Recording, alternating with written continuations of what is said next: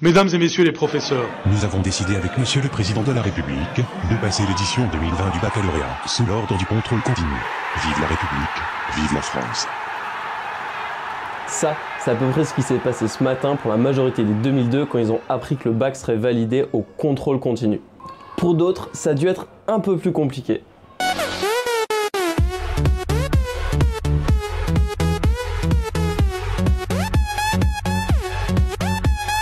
Salut, c'est Fabien et bienvenue sur Desrush.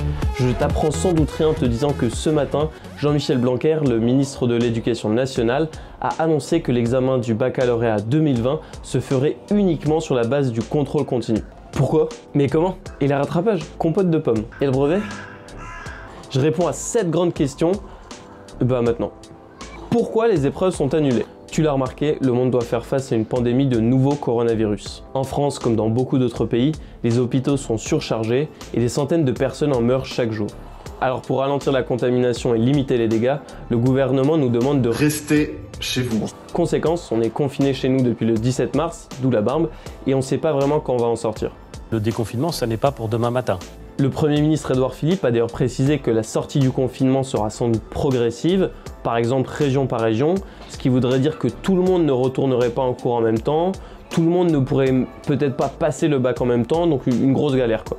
D'un point de vue logistique, l'Éducation nationale a ajouté qu'elle n'était même pas sûre de pouvoir imprimer les 100 millions de pages de sujets. Autre raison, Jean-Michel Blanquer espère profiter de ce mois de juin sans examen pour rattraper les semaines de cours ratées. Toutes les épreuves sont-elles vraiment annulées? Oui, toutes les épreuves sont annulées, sauf une, l'oral du bac de français pour les premières. Bon, au moins là, tu vas avoir du temps pour apprendre tes textes par cœur. Elle sera maintenue dans la mesure du possible, fin juin, début juillet, avec un nombre de textes restreint, 15 envois généraux et 12 envois technologiques. Alors concrètement, comment valider son bac ou son brevet? Pour le bac, que tu sois en terminale technologique ou générale, tu seras noté en fonction de tes bulletins des 3 trimestres de cette année, hors période de confinement. En clair, ta note dans chaque matière, ce sera ta moyenne générale au cours de l'année. Ça veut aussi dire qu'il faudra bien bosser au 3e trimestre. Comme d'habitude, un jury examinera les livrets de chaque élève et ton assiduité à suivre les cours sera vérifiée.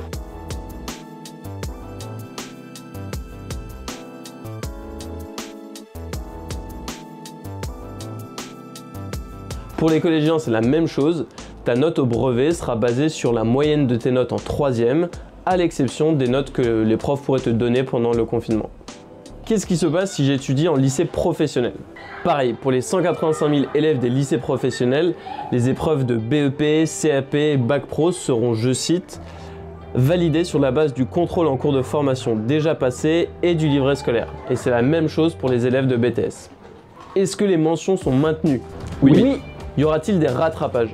Oui, si tu obtiens entre 8 et 10 sur 20 au bac, le jury pourra te proposer d'aller au rattrapage qui devrait se tenir début juillet si les conditions sanitaires le permettent. Et pour les candidats libres?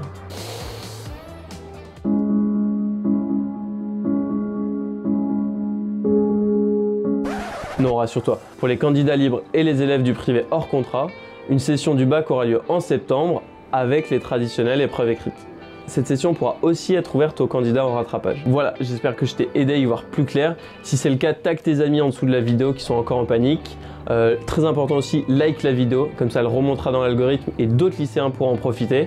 Et puis abonne-toi à notre chaîne pour découvrir tous nos reportages. Prends soin de toi et de tes proches, gestes barrières.